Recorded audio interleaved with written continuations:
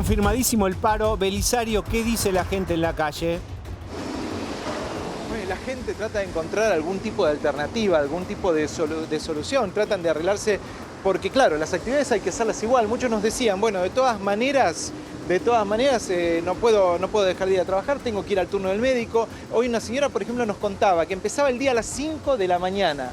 Todos los días porque trabajaba en Lanús y vivía en la zona de Florencio Varela. Entonces tenía que tomar 3 colectivos.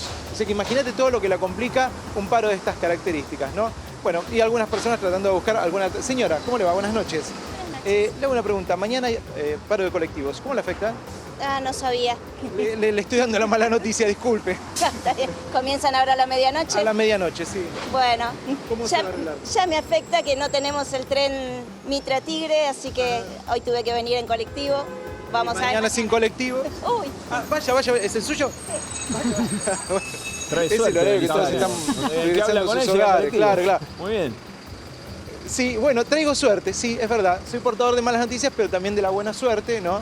Como Mirta Ponete Legrand. ahí después de las A ver, 12, para a ver si ver nos qué podemos pasa. acercar. No te quede mucho. ¿Cómo estás? La verdad, Mira con quién me encontré acá. ¿cómo andas? Paro de colectivos, ¿a vos te afecta? Por supuesto. Sí, hijo.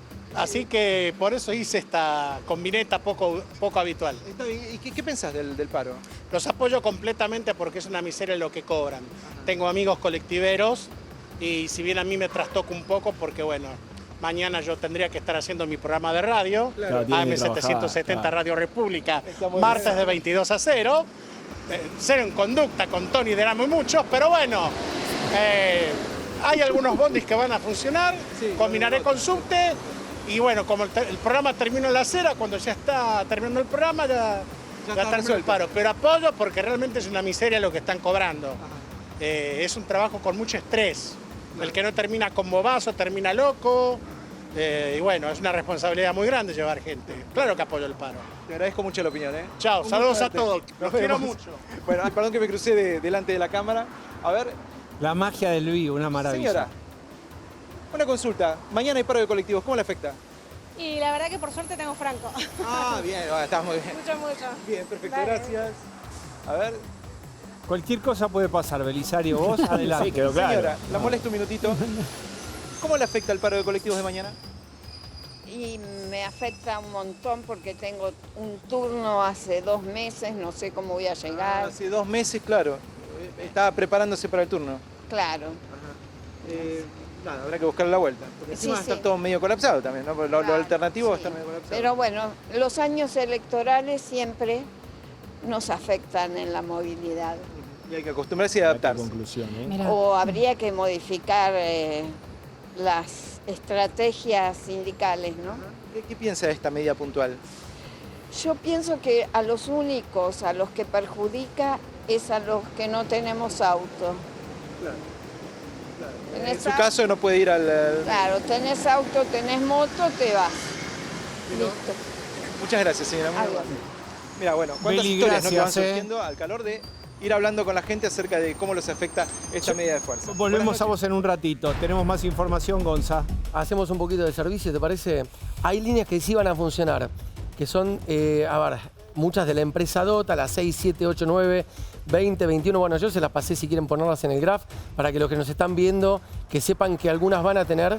Y después las líneas Metropol, que son 228, 365, 326, 386, 327, 336, 392, 322, 237, 276, 310 y 448.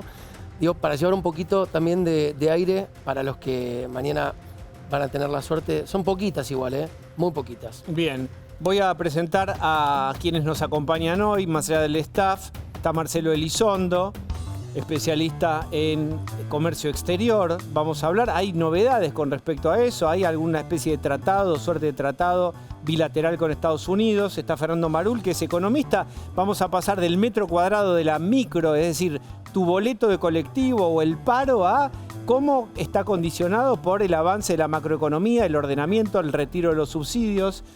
Está el senador Paul Troni. Este miércoles en un rato vamos a hablar de esto. El momento de ficha limpia es un momento súper importante en la historia política argentina.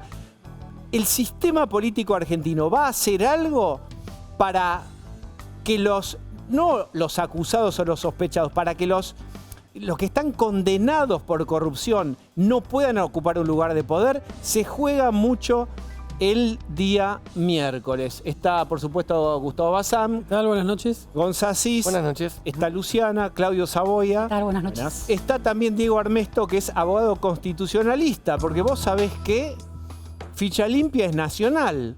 Y las provincias pueden decir, yo no tengo ficha limpia. Alguien condenado a nivel nacional o al que ficha limpia funciona, no le funciona en provincia. Qué raro, ¿no? Bueno, así es la cosa. Está Paula Oliveto también. ¿Cómo estás? Hola. Bien, me quiero meter con Fernando. ¿Qué tal? Retiro de subsidios. ¿Cuántos subsidios, si es que tenés este dato en la cabeza, había? ¿Cuántos hay ahora? Y el total de todos los subsidios, Sí. 3 puntos del PBI más o menos. Y ahora está en 1,5 y queda transporte, luz y gas para ingresos medios e ingresos bajos. ¿Qué quiere decir 3? A los que no entendemos, que 3 es cuánto, qué significa. 3 puntos del PBI, 1 punto del PBI son más o menos 7.000 millones de dólares. Eran 20.000 millones de dólares, hoy es la mitad de eso. O sea, era mucha plata lo que se subsidiaba en luz, gas y transporte. Se fueron reduciendo los subsidios de gran parte sobre todo la parte de industrias, la parte de luz y gas a ingresos altos, pero queda transporte, que es lo que se está hablando ahora, queda luz y gas, ingresos medios, ingresos bajos. Eso es más o menos, hoy la cobertura es 50% de luz y gas todavía. Bien. Y vos tenías algo, Lu. No, yo lo que pensaba, escuchando los testimonios de la calle, es que hay dos experiencias muy vitales de la gente donde se palpa realmente la crisis. Uno es la inflación y otro es los paros de transporte, ¿no? Ahí te impacta en la vida cotidiana. Cuando eso se corrige, hay una percepción de estabilidad.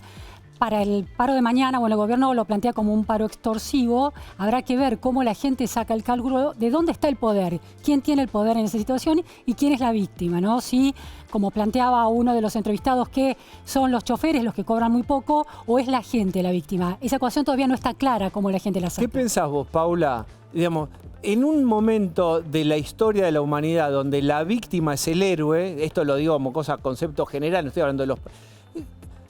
¿Con quién vamos a empatizar? El héroe son los laburantes. La realidad es esa. Y el chofer te va a ganan- decir, ¿y yo, También, Paula? también. ¿Con quién me enojo? ¿Viste? Como en una era en donde necesito saber con claridad con quién me enojo. Tal vez los sindicalistas tendrían que ver cómo defienden el salario de los trabajadores sin jorobar a otros trabajadores. Quizás, por ejemplo, no cobrar el boleto, como hacen otros países, pero para satisfacer el salario de un trabajador colectivero que es bajo, jorobar a un montón de otros trabajadores que también ganan muy poco, que van a perder el presentismo o que van a tener que ir a pagar lo que no tienen en otros medios de transportes alternativos, no es la forma. Para defender a un trabajador no se joroba a otro trabajador. Bien, Marcelo. De acuerdo, yo creo que estamos acá en una puja entre pobres. El problema de la Argentina es que la improductividad es enorme, producimos poco, entonces no alcanza para pagar el colectivo. Si queremos subsidiar el colectivo, se lo tenemos que sacar a otro, al que le quitamos competitividad. Si hacemos pagar a cada uno la tarifa plana, Fernando hablaba recién de la reducción de los subsidios. Bajaron los subsidios, pero todavía no estamos pagando tarifa plana. Si queremos pagar la tarifa plana, como pagábamos hace 25 años, no nos alcanza porque somos menos productivos que hace 25 años. ¿Me explican por qué hace 25 años no había tanto subsidio y ahora no se pueden retirar tan rápidamente? Porque hace 25 años que el Estado viene justamente con el kirchnerismo en 2003 arranca a regalar la energía, regalar el transporte, regalar la luz, el gas, regalar la nafta. O sea, son casi 2 décadas donde el Estado te cobraba impuestos y te subsidiaba la energía, y te subsidiaba muchos gastos. O sea, entonces, digo, cuesta un poco ordenar que más o menos empieces a pagar lo que vale la luz, lo que vale el gas, lo que vale el transporte y obviamente, como estamos charlando, los salarios, tenés que ir al supermercado, te cuesta más la luz, ahora te van a subir el transporte, pero todo eso viene de 20 años de un desorden macro que, bueno, todavía lo estamos pagando. Paul Troni, hay una tensión obviamente entre una agenda política, es un año eleccionario, el gobierno quiere ir despacio, digamos, hay algunos impuestos, por ejemplo, impuestos a los combustibles que los posterga, está tratando un poco de calibrar la velocidad de la regularización de la economía. ¿Cómo ves esta tensión con la política del gobierno, los sueldos? Para seguir con el pie que decían respecto al kirchnerismo, empezó regalando todo y hoy también vos hablaste de la soja a $600. La soja a $600 del año 2006, es una soja a $1000 hoy. Hoy estamos en 400 y pico. Yo hablé como un ejemplo de que en estos 20 años hubo de todo, no era siempre pobreza. ¿Se entiende de dónde viene esa fiesta y toda esa barbaridad que vivimos? Bueno, se terminó la fiesta, muchachos. Los commodities no nos acompañan, los precios internacionales, casi de nada de lo que producimos. Tenemos una productividad súper baja, como recién lo decían, y no tenemos otra que acomodar bien las cosas y empezar y tratar de crecer en un escenario que es súper desfavorable. Y esto se ve a lo ancho y a lo largo del país. Bueno, y ahí está el equilibrio político del gobierno. ¿Cómo lo ven? El gobierno quiso desactivar el paro, no pudo finalmente. No pudo. Intentaron, ahora el gobierno carecía, vamos a decirlo, de la herramienta más importante que tiene, que ya se gastó en su momento, que es la conciliación obligatoria. No tenía esa. La segunda que le quedaba era sentar a la mesa a las dos partes y colaborar con el acuerdo. No lo logró. Y la tercera que le quedaba era exponer públicamente a los sindicalistas, que es la técnica que te contaba hace un rato, usaron en el caso aeronáutico, tampoco pudieron. La única que les queda ahora es mañana tratar de exacerbar comunicacionalmente a los autores del paro y tratar de ponerlos en un espacio de culpabilidad para que, según creen ellos, el público pueda ver con claridad quiénes son los que les están jodiendo la vida. Es verdad. Sí, quiero preguntarte por la figura de la conciliación obligatoria, digamos, ¿cuánto éxito suele tener? No, a ver, tiene éxito. Lo que pasa que creo que acá se dijo, ¿no? Es decir, para mí hay tres patas acá. Una es el año electoral, dos, la columna vertebral y tercero, la herramienta del paro. El derecho laboral lo tiene en la Constitución consagrado y en los tratados internacionales, pero el paro, acá hay algo que siempre digo que hay que tratar de repasar la historia. Yo me iría al año 1949, cuando se debatía la Convención Constituyente de Perón, donde el miembro informante era el secretario general de la UOM, del artículo que ahora es el 14 bis, que dijo: en esta Constitución no se va a contemplar el paro general para los trabajadores. Porque hacer un paro general es hacer un paro contra el general Perón. Esta es no textual, pero es casi lo mismo que dice. Reiterarlo, entonces. Claro. Entonces, esto, traído a hoy, es un poco lo que decías vos. Vos terminás enredado y el sindicalismo no termina de entender. Vos fíjate que del año 83, de la famosa ley Mucci, hasta la actualidad, nunca se pudo modificar la ley de asociaciones sindicales. Entonces, siempre, cuando se pudo el año pasado, y vos te lo dejás, me podés ayudar ahí, Gonzalo, el proyecto de Martín Tetaz. Sí, claro. Es decir, se boicoteó para que no haya paro general. A ver, hagamos memoria. Ya no tengo que ir al 49, voy a un año atrás. Bien, Belisario de la Calle, Beli, te escuchamos. Sí, seguimos recorriendo y conociendo historias, ¿no? De personas que tienen que buscar alguna forma de adaptarse frente justamente a esta medida de fuerza que está a punto de comenzar, porque a partir de la medianoche entonces no habrá colectivos en toda el área metropolitana, solamente van a estar funcionando los colectivos de la empresa Dota, que es la empresa que habitualmente no adhiere a esta medida de fuerza. Señora, buenas noches. ¿Me escucha? ¿Cómo le afecta el paro de colectivos? No soy de Capital ni de Buenos Aires, estoy perdidísima. Estoy perdidísima que no sé qué colectivo voy a tomar ahora para volver. Yo sí de La Plata no la voy a poder ayudar, así que en un ratito le buscamos ayuda juntos. Bien, vamos a trasladarnos hasta allá. Vos sabés que a medida también es un horario donde ya la gente va terminando las actividades. Pero hay una historia que me parece que es interesante para comentarles. En la esquina hay un restaurante, no el de comida rápida, que está enfrente. Bueno, en ese restaurante ya están cerrando en este momento porque la gente no tiene cómo volverse a su casa a causa del paro. ¿Lo molesto? No. A causa del paro. O sea, fíjate cómo también ya afecta incluso desde ahora, ¿no? Desde hoy mismo, ¿no? La actividad normal de las personas, ¿no? Mucha gente tiene que volverse a sus casas y entonces, bueno, dijeron, No, vamos pero a cerrar empieza ahora. el show de las Fíjate que combis, son las 10 de Beli, la noche, ¿no? que ya es todo un sistema de que las nació en combis, sí. paralelo. Ahora vamos a hablar de eso también, digamos. Uno ya ahora lo tiene naturalizado. El 0,50 en el blue. conurbano, Pero el trucho en el conurbano. Enumeremos todo, digamos. El 0,50 en el conurbano, ¿sabes cómo anda, no? Contá que, Beli, contá que es el 0,5. Bueno, pará, ahí tenés gente. ¿Te molesta un minutito? No, ok, bárbaro. A ver, dice, justo llega el colectivo, vamos a preguntar acá a esta gente. Discúlpame, te hago una preguntita. Mañana hay paro de colectivos, ¿cómo te afecta? Nada, me puedo tomar el tren para venir hasta acá. Ah, tenés la oportunidad de tomarte el tren. Ah, perfecto. ¿Qué te parece el paro? Yo no estaba enterado hasta hoy, la verdad. Te traigo yo la noticia. Sí, perfecto. Bueno, muchas gracias. Bueno, Beli. Muy bien. Perdóname, ¿te molesta un segundito? ¿Puede ser? No. Qué notable igual, cuánta Bueno, así gente las no cosas, sabía, ¿no? La gente ya pensando cómo se va a arreglar. Contá por Y mucha último, gente que no sabe. escuchá. Sí, a mí también me llamó mucho. Vos que te acordás, contá bien que es el 0,50. Funciona a pleno. Andate a la estación de Espelete, lo vas a ver. Es el remis colectivo, digamos. Entonces, Claro.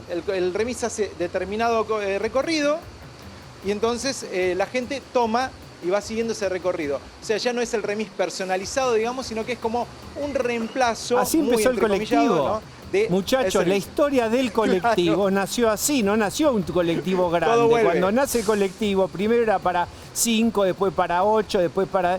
Vean las fotos de la historia, así nació el colectivo. Y las cosas de la vida... Exacto, es una oportunidad de remodelar. Estamos volviendo a los orígenes, decís vos. Estamos, bueno, pero hay todo un sistema paralelo de transporte que fue naciendo en los últimos tiempos desde la medida en que la infraestructura y el transporte argentino se fue empezando a caer y a oxidar. Dentro de poco vamos a andar a caballo. Bueno, yo recuerdo, para los memorios, hay una nota de Carlos Roberts de hace algunos años de los 0,50 en La Matanza, en donde eran algunos autos que no pasaban ninguna BTV de nada, eran un peligro, una ruleta rusa a subirse, era casi una cosa de parque de diversiones y siguen funcionando así, y ahí es el Estado no presente. Volvemos aquí entonces, Lu.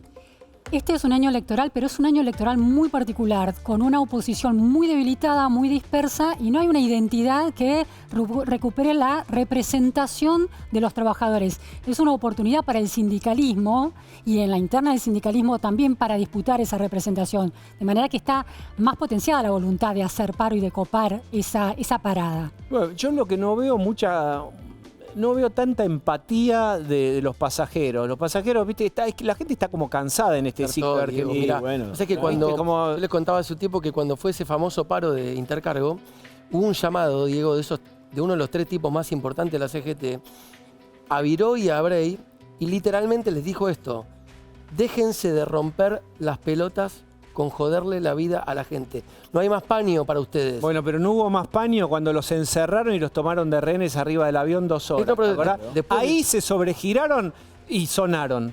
Porque ahí se volcaron a toda la sociedad. Hay un cambio de ¿Cómo me vas a época, digo, tomar en eso. de rehén por tu reclamo? Hay un Esa cambio es de siempre la pregunta. ¿Cómo me vas a como en el tomar de fútbol. rehén, Vos decís, eh? ¿cuál es la patada que te saca del partido? Bien. No sabés, porque no hay una regla clara. Acá tampoco sabés en qué momento la gente dice, ¿sabes qué? Otra vez paro.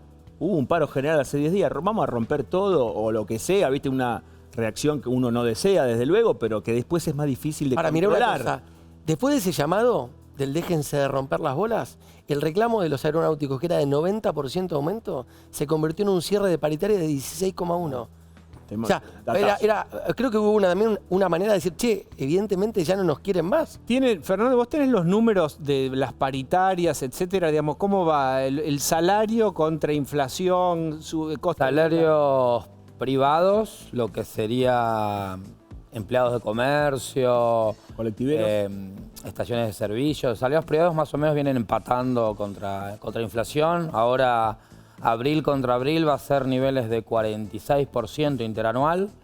Más o menos vienen entre el 2 y el 2,5 mensual, las paritarias privadas. Pero acá el tema el reclamo es el rezago, me parece, ¿no? De la actualización de varios meses acumulados. Por eso, las paritarias privadas más o menos vienen, en promedio vienen empatando. Las que son el sector público a nivel nacional, municipios y provincias vienen perdiendo contra la inflación porque ahí es un poco la licuación está ahí. en gran parte el sector de transporte depende del Estado también, porque es subsidios. O sea, no nos olvidemos que parte de los sueldos los pagaba el Estado a los sueldos de los transportes, de los conductores. Entonces, es parte de, eran casi empleados públicos. Es que justamente... No, perdón, continúa. Sí, no, pero digo, la pregunta es, el sector privado viene empatando con inflación, viene un poquito mejor, y el sector público, son casi 3,5 millones de personas. Pero perdón, Fernando, ¿desde cuándo? Viene perdiendo... Diciembre, enero, febrero, apenas asume Milei, hubo 25, 20, 15. Sí. ¿Vos decís que se logró empatar eso? El sector privado, prácticamente todo el sector privado, que son más o menos 7 millones de personas, prácticamente todos empataron. ¿Recuperamos eso? El problema es que con el recorte de subsidios y el reacomodamiento de los precios relativos, lo que se llama el ingreso disponible, que es lo que queda en el bolsillo después de pagar luz, gas, agua y transporte público, es menos que al comienzo del gobierno de Milei. Por eso...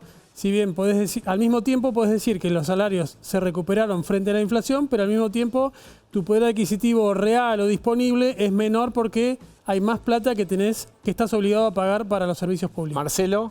Eso, que el problema es que en realidad la distribución del salario es distinta, porque al reducir subsidios tenés que pagar más por tarifas y entonces te queda menos disponible para el consumo básico. Ahora, en algún momento había que salir de vivir de subsidios, porque lo otro lo estabas pagando por inflación. En realidad acá estás computando el salario en términos netos, nominales, y te estás olvidando de todo lo que perdías por inflación antes. Entonces, al bajar los subsidios, te queda menos neto para el consumo inmediato. Es muy duro salir de vivir de una economía subsidiada, inflacionaria, en la que todo estaba distorsionado, y corregir eso no se hace de un día para el otro. Bien. El dato no es solo el tema si empata o no empata, sino la pérdida de empleo. Este es el número que también hay que seguir. ¿Cómo está eso? Pregúntale, Poltroni. ¿Cuánto empleo se perdió hasta el momento? Te va a sorprender, pero no cayó el empleo. Exacto. El empleo, vos ves los datos del INDEC y no cayó, subieron casi 400.000 personas. El que sí cayó fueron dos sectores, el sector de la construcción y empleo público. Sí. O sea, eso es básicamente... De la construcción después también depende subió de la obra pública, digamos. Ese es el título, sector de la construcción y sector público. El resto, lo que pasó con el empleo privado es que pasaron de ser en relación de dependencia a más monotributistas, por ejemplo, empleo de menor calidad, para decirlo de alguna manera. Bien. Paula, ¿cómo se te mete en la agenda? Vos sos candidata en la ciudad. El gran contrato electoral de Milei, representado por Adorni en la ciudad, es la economía. ¿Cuánto te juega a vos y te parece en la ciudad, en la elección legislativa, la agenda que es la agenda económica nacional contra la local? Bueno, juega de alguna manera porque tenemos a un vocero presidencial cabeza de lista. Pero ¿sabes qué? Siento que la vida de las personas, la cotidianeidad, va muy por fuera de lo que se está hablando. El sueldo promedio de un trabajador de comercio que le queda en mano es un poco más de 800.000 pesos. Y es un trabajador que labura 9 horas todos los días y hasta los sábados. El jubilado en la Argentina no llega a 400.000 pesos. Entonces no alcanza, porque tiene congelado, porque el ajuste que había que hacerlo, porque dentro de lo que, cuando hablamos de los subsidios, estaba el negocio detrás de los subsidios, tremendo negocio del kirchnerismo, pero las personas están sufriendo y esto es una realidad. Y lo que no podemos hacer nosotros es pintarle una situación que no existe en su cotidianidad, en su realidad, en cuando tiene que decidir, por ejemplo, un jubilado, que eso me está pasando mucho, yendo a las recorridas en la Ciudad de Buenos Aires, si comen, si compran los medicamentos, si pagan las expensas. Y hay muchas personas que tienen su casa, que están teniendo deudas de expensa y con posibilidades de ejecución. Entonces, a mí lo que me preocupa en esta etapa, y creo que es un desafío, como dirigente política, lo siento, es que nosotros hablemos de cualquier cosa, la sociedad no se sienta representada y te pasa o te pase lo que pasó en Santa Fe, que solo fue a votar el 55%. Entonces, una representación tan baja te puede dar un triunfo. Pero por ahí era una intermedia. Te puede dar un triunfo, nunca hubo una participación tan baja. Te puede dar un triunfo, pero te quita participación. Y ahí me parece Pero que vos, es un ¿por qué desafío. dirías apatía, llamémosle electoral? ¿A qué lo atribuís? A ver, yo miro a mis contrincantes y no soy analista política, soy dirigente política. Entonces hablan de poder, de si gana el presidente, domina el PRO, si gana el PRO, negocia mejor en octubre. Y ahí tenés una disputa de poder. Después tenés al kirchnerismo que quiere también tiene sus peleas. La fractura de muchos partidos. Eso es una disputa de poder. Que dirigentes importantes hablen de que uno no le invite a comer milanesa y el otro se ofenda por cómo trata a la hermana. Y después vienen editoriales hablando de la pelea de estos poderosos. Y en el medio vos ves personas que no llegan a fin de mes, que no pueden pagar las expensas, que no saben cómo van a bancar a sus hijos, que tienen que cambiar de colegio, que la vida es un desafío. Y hay una ¿Dónde está la falta agenda? de- Decís, ¿dónde está? No está. ¿Qué le contesta Paula? Tenemos economistas, consultores No económicos. Lo que Paula está diciendo es, hay gente Tiene que razón, en esto tiene razón. mientras se acomoda la macroeconomía, bueno, hay gente que la viene pasando mal o está haciendo un esfuerzo. Y que tiene ¿Qué? esperanzas, Sí. y que quiere que al presidente le vaya Sí. bien porque vive en este país. Ahora, mírenlos, represéntenlos. ¿Cómo se representaría esa persona? Mira, cuando yo voy a los barrios, Sí. me dicen, la ciudad está sucia, el transporte está mal, las estaciones de subte están descuidadas, no andan las escaleras mecánicas, no andan los ascensores, las calles son boca de lobo, mi hijo tarda 2 horas en llegar de la facultad a mi casa, barrios de la capital federal, esos son los problemas. Llega a las 11 de la noche, estamos todos esperando que entre. Esa es la realidad. Entonces, a ver, cuando vos no tenés un mango como en mi campaña, que no tengo un peso, que es todo a pulmón, te cuesta mucho instalar o ser la voz de esa cotidianeidad.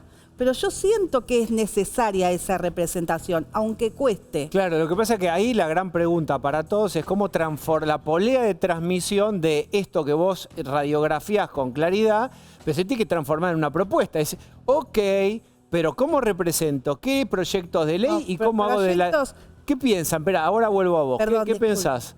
Me parece una pregunta súper interesante la de la representación, porque precisamente lo que trajo Milei en 2023 fue una sorpresa, que logró representar una ira de la gente, un desasosiego total de la gente, ¿no? Por eso gana Milei. Entonces la pregunta ahora, me parece que es una pregunta para Fernando, quizás es cómo los logros macroeconómicos del gobierno logran vasos comunicantes con el metro cuadrado de la gente, para que la gente se sienta representada en la principal política de este gobierno, que es la política macroeconómica. Yo coincido un poco con la lectura que estamos haciendo, pero es algo que viene pasando hace 15 años esto, el que no llega a fin de mes, que hay paro. Ahora me parece que por ahí lo positivo, que va en línea a tu pregunta, yo lo que veo positivo es que por lo menos no vas a tener una crisis que te haga volver, al menos en el corto plazo, no parece como uno está mirando, como ve, cada 5 años caemos en crisis. Una crisis, y eso te hace volver a foca cero. Entonces, hace 15 años que venimos con que no llega a fin de mes, la recesión, la hiperinflación, etcétera. Ahora más o menos lo que está viendo es, bueno, están buscando un plan económico, un plan de estabilización, cosa de generar las condiciones de no chocar el año que viene. No chocar en 6 meses, no chocar en 12 meses. Eso es como una condición necesaria. Después la política ahora tendrá que hacer su aporte también. Pero lo que estamos planteando acá es algo que pasa hace 20 años. ¿Qué posibilidad? Ahora vamos a hacer, esto es una mesa de análisis, una mesa de situación. ¿Qué podría hacer el gobierno con los sectores para un nuevo intento de levantar el paro? ¿Qué se puede ofrecer que no se haya ofrecido? ¿Qué puede poner cada uno? El gobierno, primero estamos en un servicio público concesionado. Eso es un dato. El gobierno es juez y parte en un punto, no es que es un servicio privado. ¿Qué podía hacer el gobierno? Conciliar con ellos el tema que se venció la conciliación obligatoria, con lo cual el papel intermediario pierde su principal herramienta, que es forzar al gremio a levantar el paro. ¿Qué te queda de lo legal? De lo legal nada, porque es lo que dice Gonzalo, no hay forma. Lo que pasa, y me permitís, quiero retomar esa pregunta que coincido con Luciana, es muy buena la representación. Vos tenés dos cuestiones acá que me parecen fundamentales. Y todos estamos mirándolo, perdón muchachos, todo lo estamos viendo con el ojo de la economía. Y lo que dice Paula es el ojo de la política. La crisis de representación argentina, que sí coincido con Fernando, hace 20, 25 años que viene en Argentina, es fruto que la política no sabe resolver los problemas, pero no es la economía. El ojo, el que termina palpando el problema de la gente es el político. Entonces vos me podés hablar de la mejor macro, de lo que es espectacular. Y yo cuando hablaba de los viejos pensaba en mi mamá, porque el día le conté la deuda que tiene, que no paga las expensas, la quiero asesinar, pobre. Claro, es decir, te lo voy a pagar, pero es decir, el problema que es decir, cuando no nos damos cuenta de si mi vieja vivía a 100 metros de mi casa, no nos damos cuenta. ¿No le pagaste las expensas a tu madre? Ahora se las voy a pagar, pero... Que son los gastos... Te autoincriminás. Un abogado constitucionalista se acaba de autoincriminar. No, pero yo no tengo problema porque yo soy así, la vida la cuento. De tener en este momento. Pero sí, mi mamá me está mirando, pero ya sabe que le va a pagar la expensa. Pero lo que voy es, ¿qué es lo que sucede acá? Si cuando la política pasa a un segundo plano, Diego, y ahí viene la crisis de representación. Vos ya tenés una crisis de representación donde el representado y el representante no tienen vínculo. Bueno, ahora vamos a volver a la economía este tema. Es bueno, a ver. Tapa la política. Que bueno, está el problema es cuando...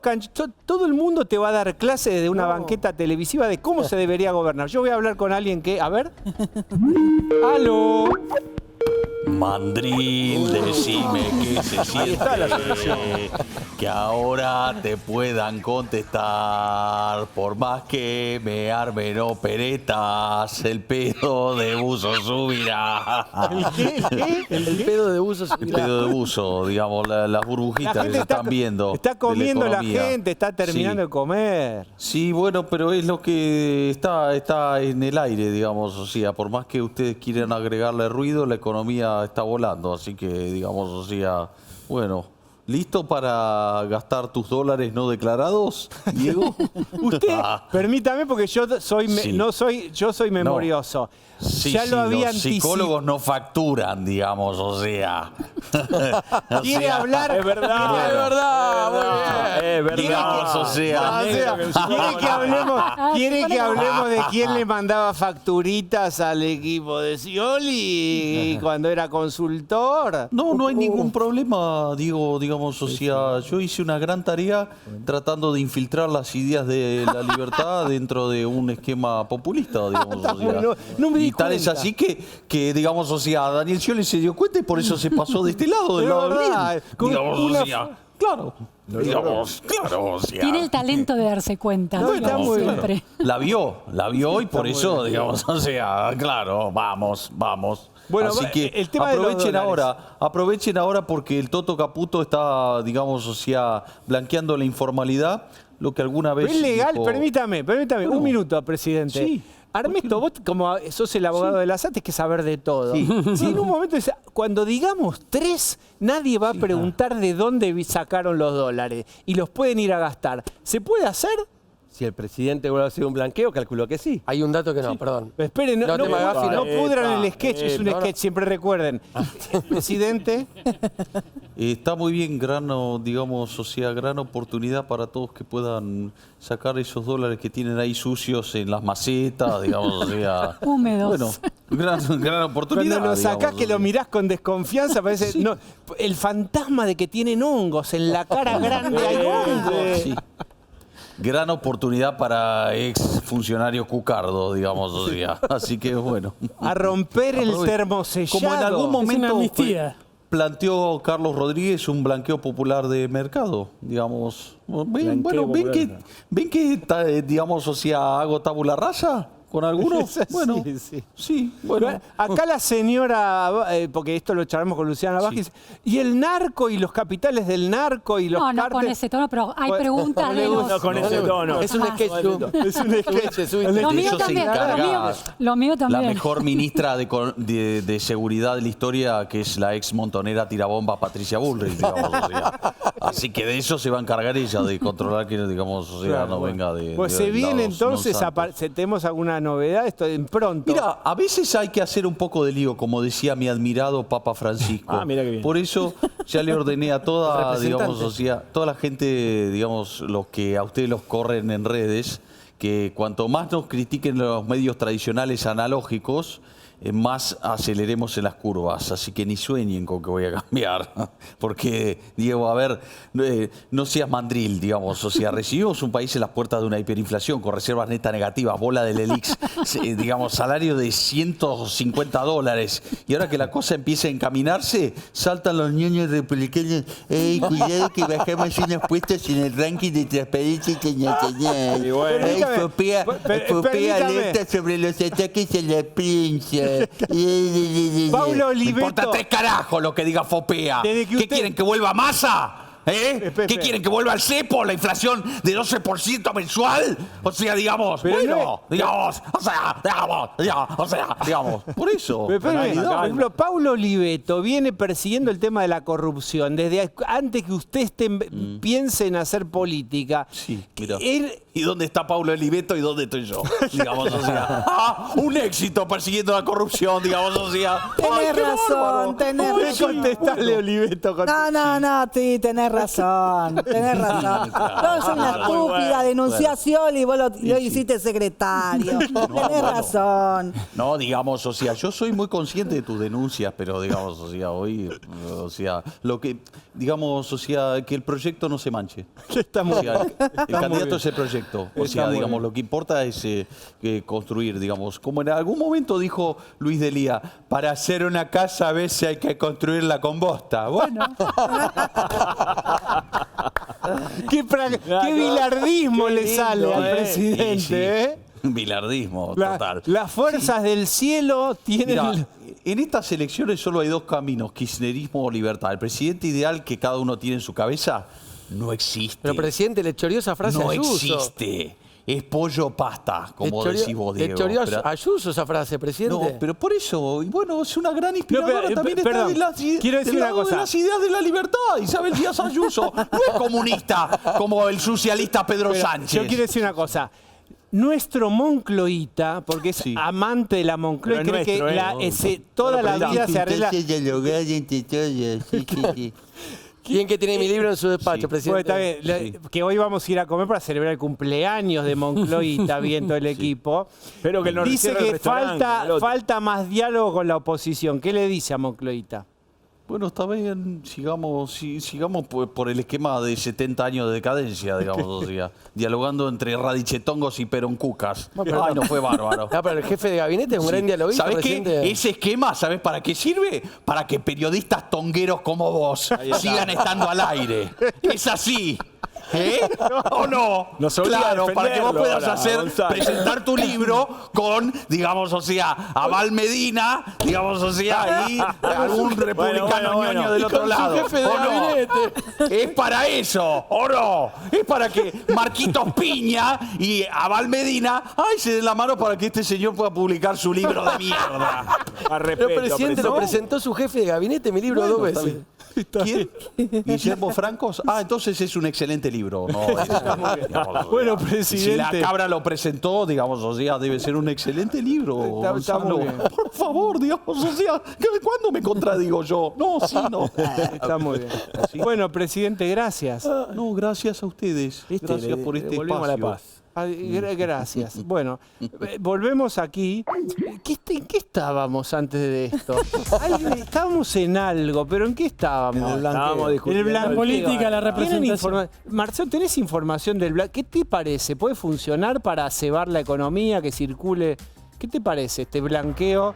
Tabula rasa, rompan el elefantito que tiene $1 enrollado en la trompa y sáquenlo confiado. Bueno, todavía no sabemos cómo va a ser. Bueno, suponete que fuera así.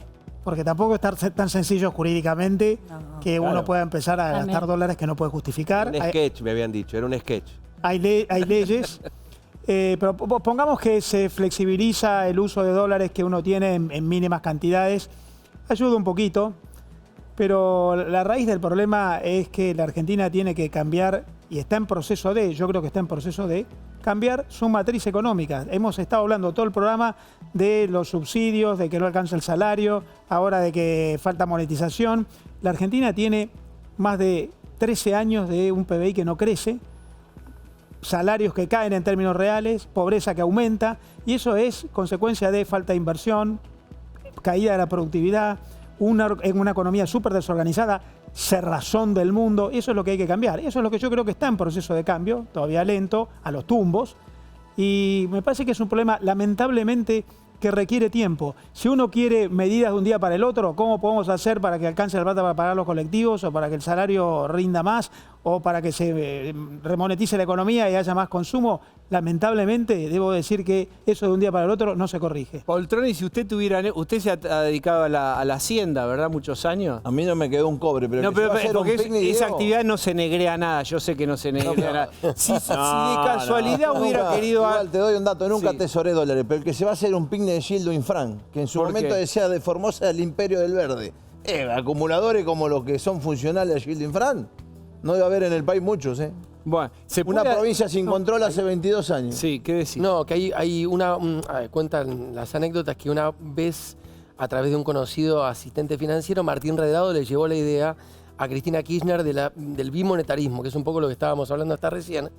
La pregunta que todos nos hacemos es: ¿cuál es el incentivo que vos tenés para tomar la decisión, teniendo pesos, de elegir utilizar esos dólares no declarados para comprar un bien? Lo que responde habitualmente Redrado es que tiene que haber un sistema de incentivos, que te bajen los impuestos, o que de repente no te pregunten de dónde salió esa guita. Tiene que ser poderoso el incentivo para tocar el canal. Y bueno, pero vamos a pensar, por ejemplo, el que tiene guita para comprar una lancha o un barco. Pero ahí quedan poquito, Gonzi. Bueno, pero es guita que entra, por lo menos. Es plata. No, está bien eso, pero una lancha. La discusión de fondo es... Estamos hablando de paro de colectivos y el tipo te habla de comprar una lancha. Pero hay mucha gente que puede gastar dinero en esas cosas. Estoy hablando de serio. No, te decía que... ¿Sirve esto, Marcelo, Fernando? ¿Puede servir para mí? vos? Sí sirve. Si en Argentina hay 200.000 millones de dólares, todos tienen un canuto guardado. El problema es que si no entrabas al blanqueo y lo querías gastar, tenías que firmar algo, bueno, el origen de fondos, ese tipo de cosas que ahora en teoría no te lo iban a preguntar. Pero en algún país ya se inventó, porque queremos inventar todo. Acá el agua caliente. ¿Hay algún país que ya diga, cuando digamos 3, podemos... No. Hay países que antecedentes. No hay países que tengan por ahí tantas crisis como las Argentinas, que estén parados sobre una montaña de dólares. Pero Fernando, no hay países que tengan 7 veces más base de guita en negro que guita en blanco. Bueno, pero hubo 50 años con tasa de interés negativa que te invitaban a ahorrar en dólares, porque si no perdías poder adquisitivo como lo loco. Vuelvo con lo que estábamos hablando hoy. Es el plan económico y el plan político. O sea, la economía te puede ayudar un poquito, pero si la política no se ordena... Voy a comentar una información que salió ayer. Ayer, ¿no vieron que en San Juan se publicó que... Un yacimiento de cobre. Un yacimiento de cobre que plata y oro. Eso va... Cobre, plata y oro vale 300.000 millones de dólares. Una fortuna. ¿Qué es lo que vale en San Juan? Hay que sacarlo. La reserva. Y claro. Llevarlo al puerto. Vos lo leíste en el diario. Es una fortuna lo que se encontró en San Juan. Es casi una vaca muerta. Salió ayer a la noche, no se leyó en ningún lado. Eso vale 300.000 millones de dólares con un plan económico ordenado. Con un plan económico desordenado y sin política, eso vale 0. Sí, claro. Bueno, el gobierno, de eso estamos hablando. Siempre estamos parados sobre millones de dólares los argentinos, pero si la política no se ordena o no hace la tarea, valemos 0. Es de lo que venimos hablando. Es de que la Argentina se descapitaliza, desaprovecha oportunidades, se organiza mal, donde hay potencial no lo aprovecha, donde hay algo de capital lo extrae y lo destruye. Eso ha pasado durante mucho tiempo. No estamos hablando de este momento o de este año, estamos hablando de 50 años. Bueno, eso no se corrige de un día para el otro. Entonces, el yacimiento del que habla Fernando es el más grande descubierto en el mundo en los últimos 30 años. Es así. Ahora, ¿para eso qué se necesita? Inversión, de repetir, logística. La gente que está por ahí dice, ¿me repetís qué hay ahí abajo? ¿Qué es lo que hay ahí abajo? Básicamente hay cobre, también hay algo de oro y de plata, pero es básicamente un yacimiento de cobre, está en la provincia de San Juan, la gran mayoría está del lado argentino, hay una parte que está del lado chileno. Es el yacimiento de cobre descubierto en el mundo más grande de los últimos 30 años. Eso es un montón de plata. Pero como él está diciendo, para que eso se transforme en riqueza, para que genere empleo, no solamente en los que van a extraer la mina, sino en la logística, el transporte, el Ya la pregunta es, ¿y de quién es eso? ¿De la provincia? ¿Es de la nación? No, hoy es de la provincia. Los recursos son de la Hoy es de la provincia, pero a ver, el suelo son de la Recursos provincia. son de las provincias, Claro. lo dice la Constitución. Del 94. ahora, perdón, pero ahí hay una trampa. ¿De quién es? Es de la provincia. Pero mientras está ahí abajo, eso valdría 30 mil millones de dólares. Hoy vale cero. Hoy vale cero. Empecemos a gastar ya. Hoy vale cero. Entonces, hasta que vos no tenés inversión. Paguémoslo a los colectiveros con eso. Ya fundimos al campo. O sea, vamos a fundir a Vaca Muerta. Si seguimos haciendo como venimos, vamos a fundir Vaca Muerta, vamos a fundir a los mineros. Y eso valdría 30 mil millones de dólares si lo explotamos. Ahora, si 300 mil millones. 300 mil millones A mí de me dólares. da el cuento Ahora, de la lechera. Si no Cuando hay inversión. venda, ordeñemos la vaca y bajemos al mercado y revendamos y hagamos pero queso y Bueno, es pondremos... lo que plantea Fernando también. Es verdad la importancia de... Yo digo que es fundamental, lo que digo es... No, pero lo que te quiero decir mientras... es, por suerte está en la provincia de San Juan, que es una provincia que apuesta fuerte a la minería. Hace 3 o 4 años, un yacimiento de plata muy importante en la provincia de Chubut bajó la persiana porque la provincia votó en contra de la minería. O sea, eso también hay que tenerlo en cuenta. Ahora, una vez más, para que eso valga 300 mil millones de dólares, lo que vos necesitas es inversión, empresas, obras, logística, transporte, comercialización, exportaciones. Estabilidad impositiva. Los recursos naturales solitos ahí abajo no valen nada. Claro. Lo que necesitas es inversión, economía privada, empresas, comercio, logística, un ecosistema alrededor. Política. Y te hago un espejo interesantísimo que siempre es Chile, porque Chile tiene una economía fuertemente exportadora centrada en el cobre, por ejemplo, extractiva, bueno, y de mucha industrialización de eso también, ¿no? De mucho agregado de valor. Y nos lleva 40 años de una macroeconomía estable, con sus crisis, ¿no? También. Pero digo, esto de la política macroeconómica como parte de una visión de política de mayor alcance, ¿no? Con una visión de matriz productiva centrada en el sector exportador. Y el cobre como una oportunidad invalorable. ¿Pero qué pensás, Paula? Porque el modelo de Chile Yo tiene me sus características... revuelco en la silla. A ver, ¿por qué?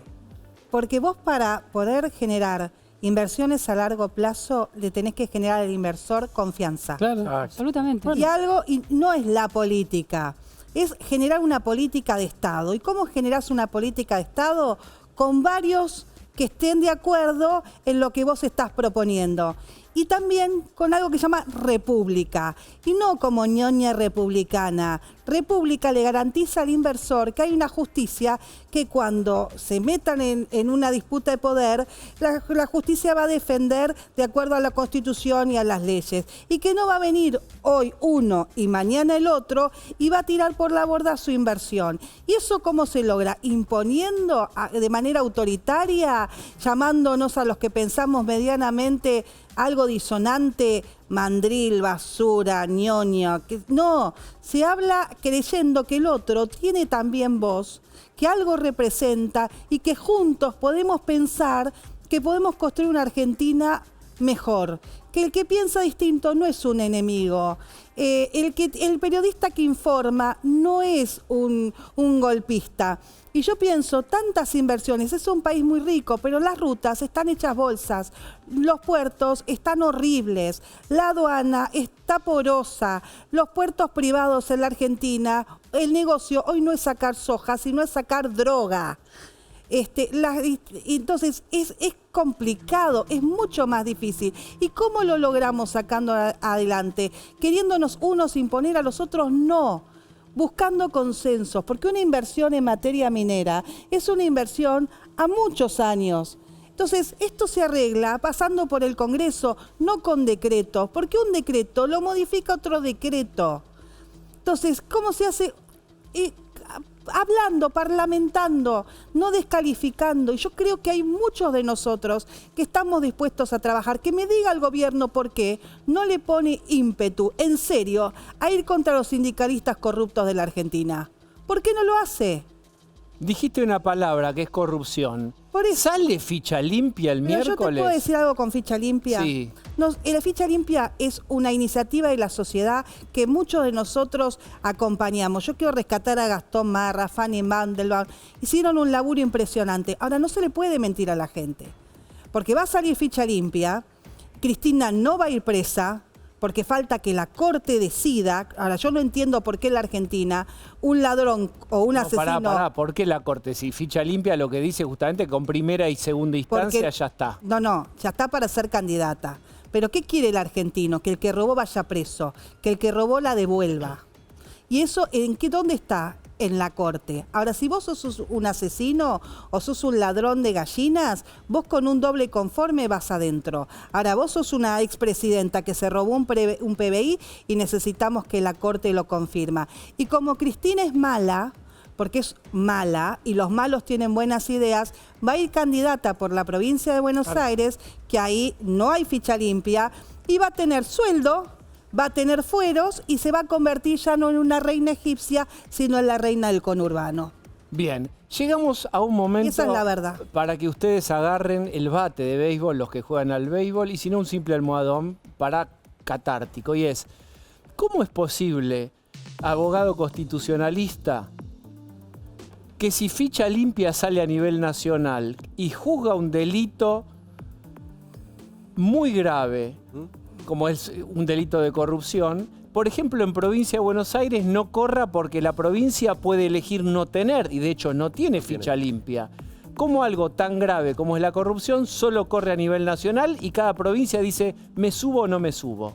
Por una cuestión que las provincias son autonómicas y es un Estado federal. Es decir, la Constitución Nacional asegura a cada provincia, el sistema le pide que asegure el sistema representativo republicano, pero cada provincia da sus propias autoridades y dicta su propia normativa. La provincia de Buenos Aires tiene una ley de partidos políticos, que es la que regula la materia de partidos políticos municipales y provinciales, no así los nacionales, que tienen la ley 23/98, que son los que votaron los diputados. Esa ley 23/98 regula los partidos políticos nacionales y las candidaturas nacionales.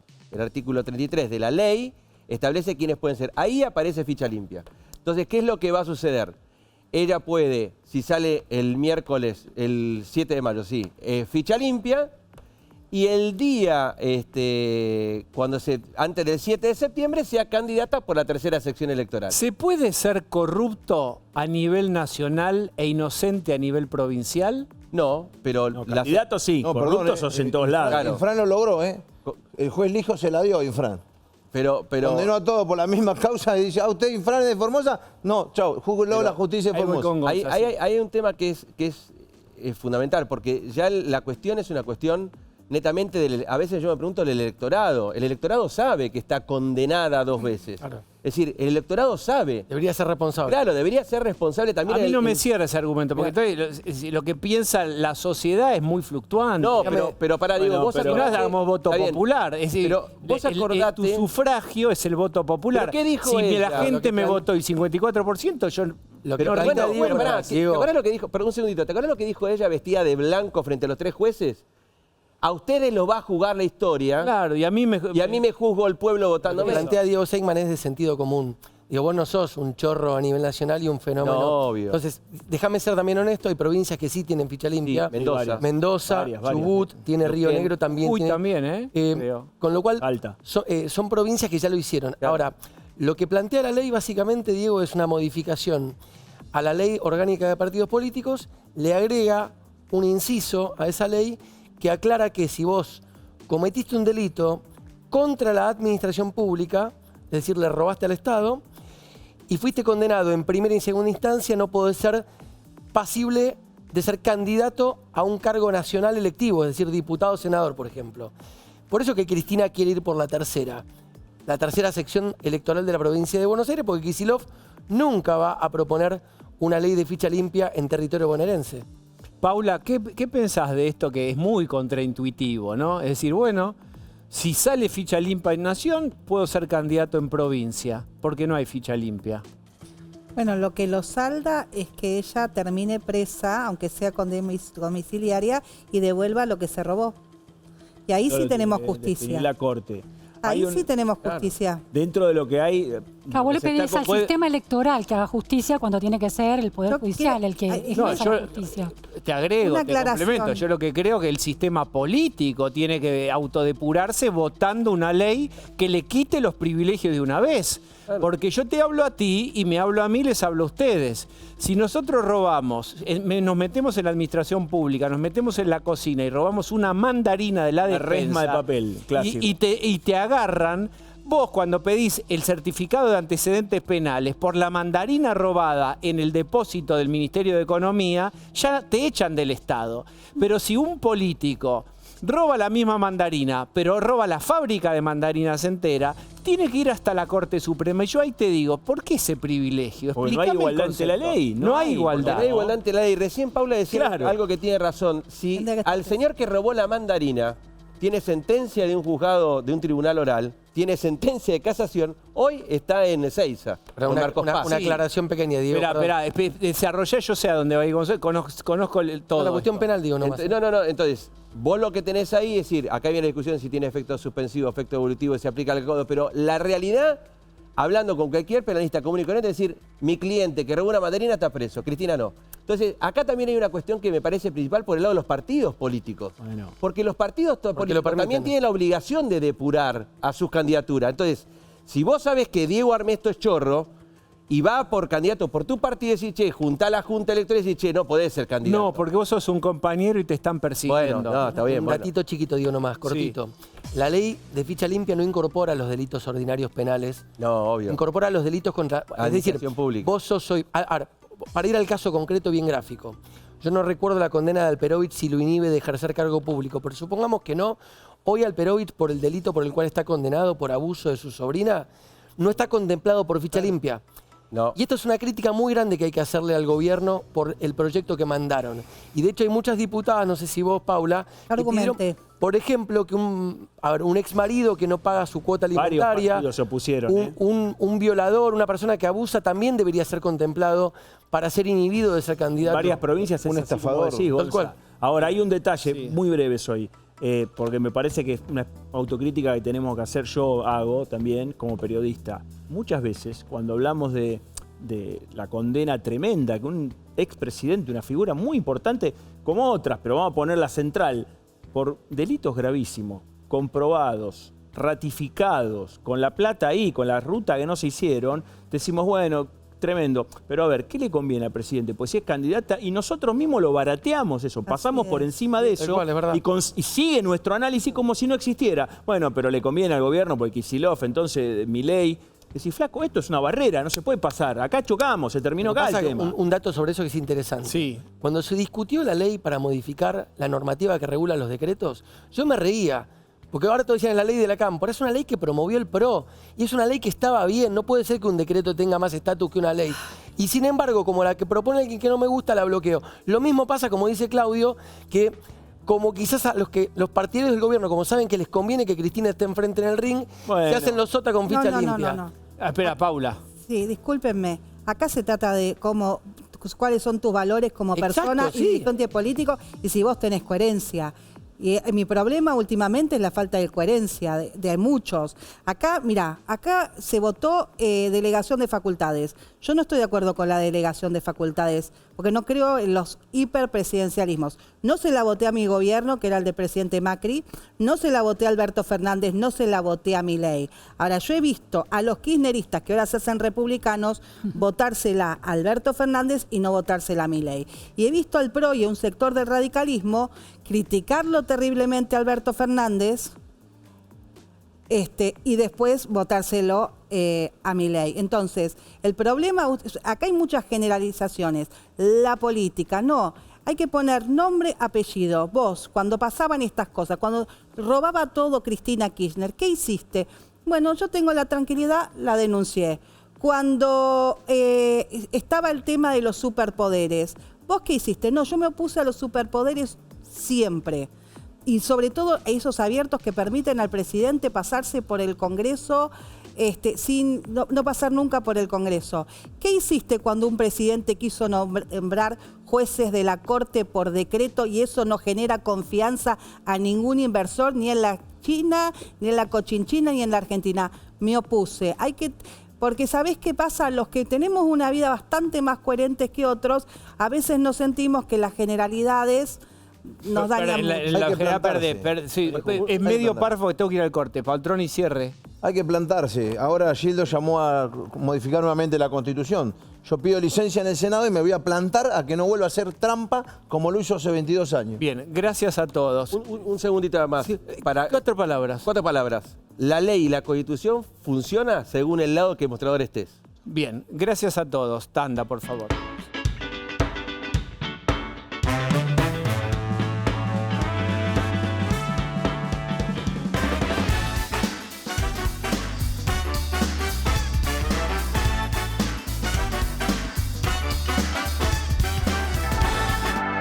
Calefacciona tu casa. Equipate para enfrentar el frío con la mayor variedad de productos y la mejor financiación. Hasta 40% off y 12 cuotas sin interés con envío gratis a AMBA en seleccionados. Naldo, un amigo de la casa. Vivita Forte Antigripal es la única bebida caliente que integra una eficaz receta medicinal que alivia rápidamente los estados gripales, descongestiona, combate el decaimiento, calma el dolor, la fiebre y la tos. Todo en uno, el doble de acción a la mitad de precio que otros.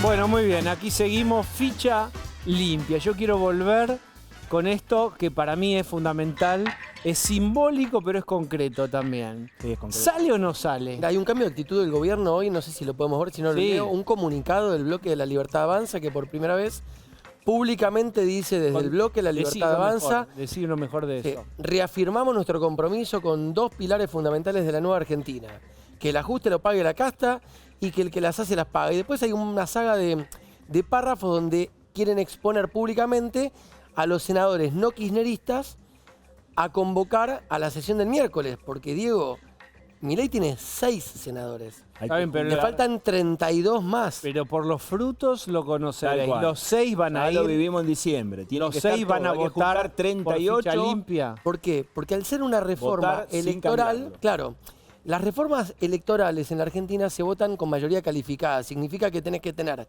la mitad más uno, no del quórum, de la totalidad. 37 mínimo, Diego. Bueno, yo ficha limpia, sí o no. Yo voto sí. Ahí está. Sí, claro. Sí, ese es mi voto, que no voto, pero yo votaría sí. Me parece que es importante para depurar el sistema porque es muy de privilegio, muy de casta. Bueno, ¿sabés a quién agarraría desde hoy, por ejemplo? A Guillermo Moreno. Sí. Hoy a Guillermo Moreno le confirmaron la condena por manipular el INDEC. Claro. 2007, chicos. Empezó enero del 2007. Néstor Kirchner, viste que siempre lo ¿Qué anda, es un santo. ¿Qué anda diciendo por todos los medios? Que no lo condenaron por eso. Lo condenaron y hoy se lo confirmó la casación. Son 3 años en suspenso, por tanto cárcel no. No puede ser candidato. No sería candidato. Si hubiera ficha limpia se terminó. Él no es Guillermo candidato. Moreno. Igual no lo es. Kim. Alejandro Kim, está bien, pero me refiero, mirá cómo es algo tangible, no es un proyecto para Los Ángeles. Bien, la seguimos mañana porque hay bastante para pensar sobre por qué y cuál es el espíritu de que no hubiera ficha limpia antes, defender a los... Mañana nos remetemos con eso. Ahora Darío Lopreite, chau.